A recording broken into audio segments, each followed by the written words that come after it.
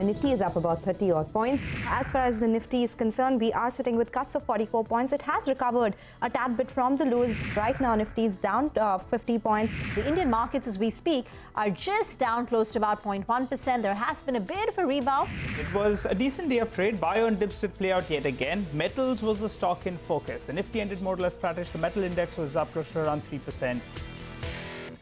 Hello and welcome to CNBC-TV18. You're watching Markets Today, the show where we track about 6 hours of the day's trading action in 5 headlines. I'm Sonal Bhutra and here are the headlines for the day. Markets recover from early weakness to end flat after a fairly choppy session. Mid-cap index hits 52-week high while IT stocks drag. SBI, Hindalco and HDFC Bank all bat for the bulls. Metal stocks shine as metal prices rise following further ease of restrictions in China and a weaker dollar. The index gains 2% while Hindalco and Tata Steel close with gains of over 4%. Oil prices rise as G7 nations agree to cap Russian oil at $60 a barrel. Russia says it will not abide by the measure even if it has to cut production. Several mid-cap financials scale to 52-week highs after drop in NPA stress from Mahindra Finance and a positive commentary on growth from ICICI Bank boosts sentiment. LTI Mindtree clocks cuts of 2% after listing on the exchanges today. Angel One loses 3% after client additions and market share falls in November. And here's the lineup of what we have in store for you. It's a packed show today. In Market Opinion, we have Edward Morse of Citi and Gautam Trivedi of Nepean Capital. And in Corporate Voices, we have Rajesh Jujurikar, Executive Director, Auto and Farm Sectors at M&M on the tractor business and its growth. And it's a choppy session of trade today. It saw the Nifty and the Sensex ending the day flat. The broader markets outperformed the benchmark indices. IT stocks were a major drag on the Nifty, while metals did well. Nigel D'Souza is here with a wrap of all the day's trading action. Nigel. Well, it was a good day of trade actually. You'll say the Nifty ended more or less flattish, but the broader market participation is something that the street will like. The buy on dips on the Nifty worked yet again. Intraday, we went down to around 18,600. But if you bought those dips, you got 40 point dips intraday, well, you'll be happy because we did see quite a bit of bounce. And the broader market participation, that's encouraging because that's been lagging. Now, on the Nifty itself, Reliance Industries was down 1.5%, but the banks and the financial names more than made up for what Reliance Industries didn't perform today. Now, in terms of the reopening trade, the China reopening trade, it had a rub-off effect on metal stocks. So both ferrous and non-ferrous names, they went running away in trade. But just one word of caution out there. If metal prices are going to move up, it won't be very, very good news because input costs start spiking up and that in turn will hurt earnings. For the time being, we're treating this at a bit of a bounce. The reopened trade has helped stocks like Tata Steel, Hindalco, as well as JSW Steel.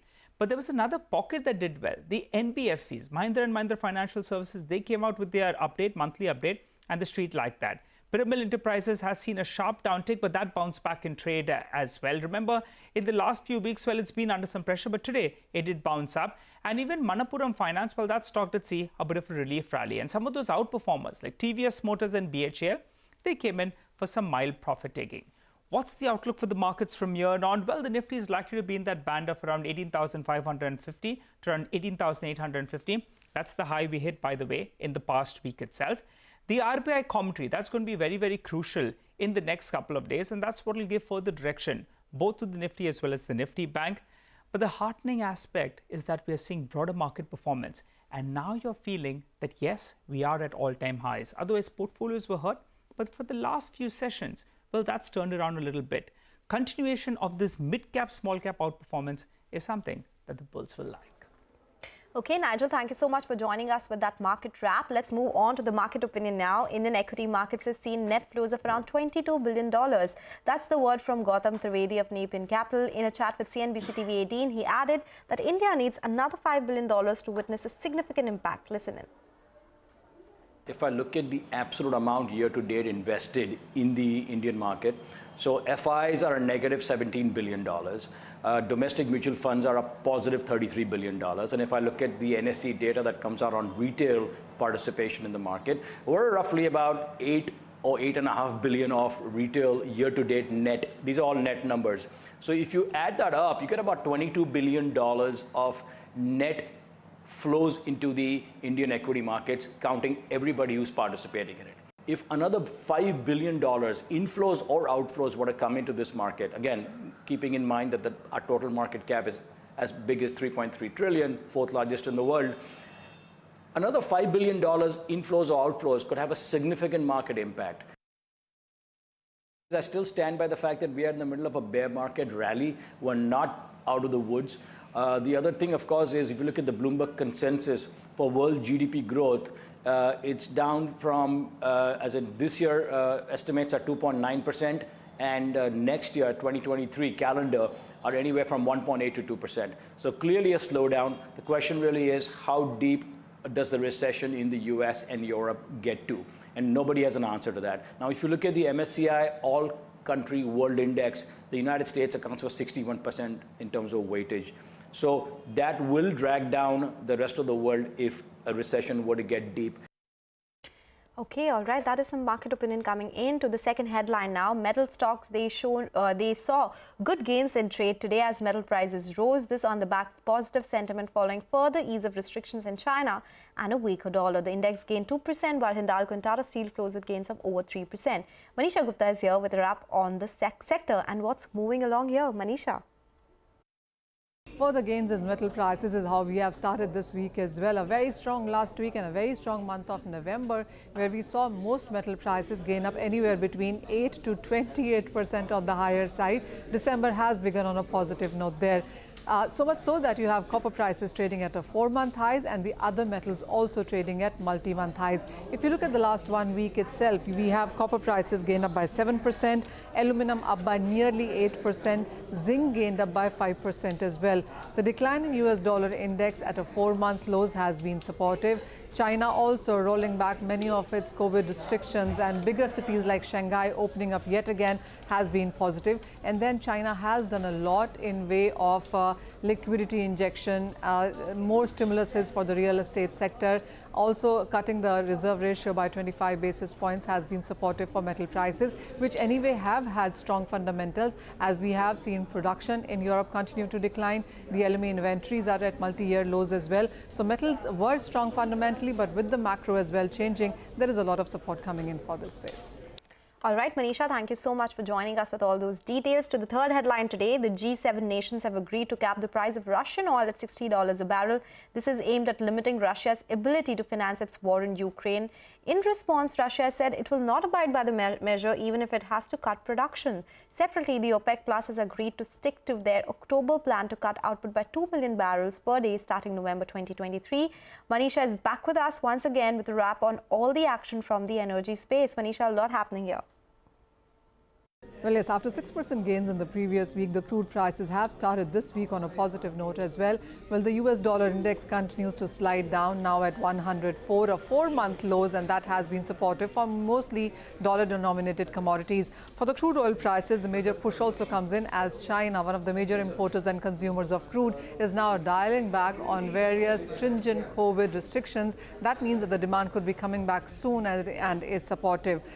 Weekend was busy. You had the OPEC and allies meeting on Sunday, where they have decided to stay pat on the output that they are producing, as in the case of November, until 2023. And that led to some confidence too. And then you have the European Union, which is set to ban most seaborne Russian crude oil coming into the country.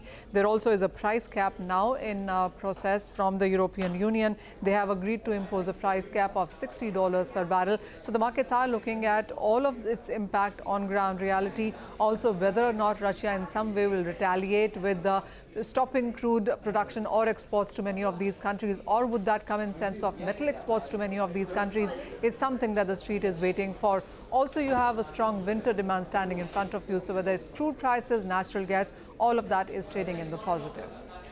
Okay, Manisha, thank you so much for joining us with all those updates. Meanwhile, Edward Morse of Citi says oil price cap is well below the European prices. He adds that the market is moving due to China opening and weakening dollar. He says more volatility expected in coming times as well. Listen in. The oil cap is well below where the European price is. It's above where Asian prices are, but they don't matter much in terms of the oil caps. So for all practical purposes, the oil cap is irrelevant by a good $8 to $10 a barrel. We have a cap at 60, and most seaborne crude, which is what this is all about, going into the West from Russia, is in the $50 range. So there won't be any impact unless Moscow goes ahead with its threat and says, we're not going to export X amount for whatever reason. But so far, we don't think that's going to happen. The market has not moved a lot. The market has been moving for reasons other than what's happened over the weekend. The market's been moving because of optimism about China opening and concerns about the US dollar because the Fed might be reducing the pace at which it's raising rates. Both of those may be iffy, by the way. So I think we're going to have the same kind of volatility in the market that we've had, through the fourth quarter. We'll find out that China is not going to be rebounding in terms of demand until sometime after the first quarter is over. And we'll find out probably that given the other thing that the Fed reads, namely the pace of growth in the US economy, that they're going to not relent on raising rates. So we'll see what happens. But I think volatility is what we should expect rather than a continuing rise in prices. Well, I look at supply and demand, and I don't know what Saudi Arabia and the UAE are going to do. I know they have a difference of view.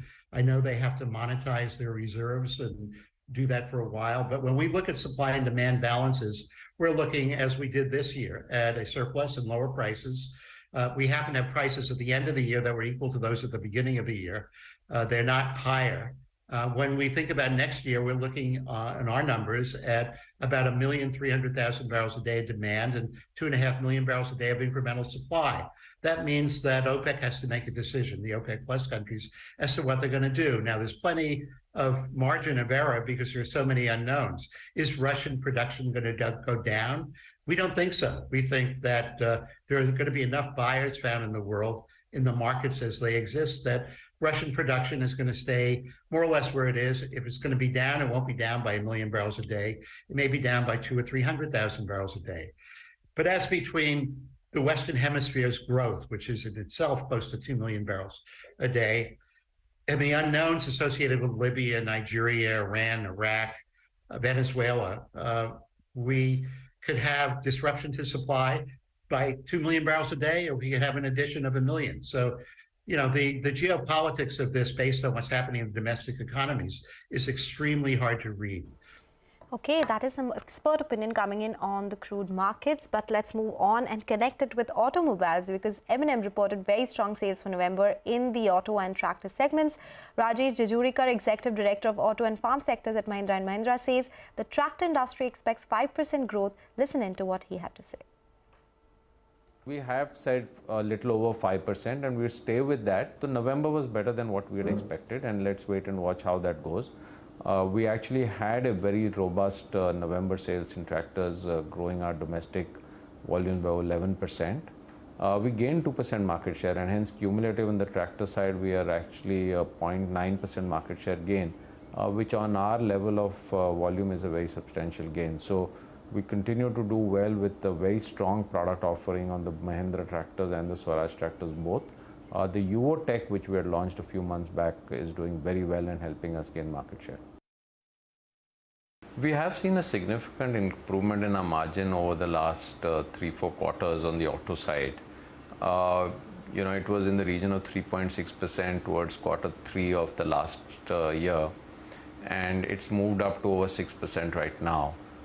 This has happened through operating leverage, cost reductions, some of the products which were launched earlier, getting out of the the initial booking price which we had held on to.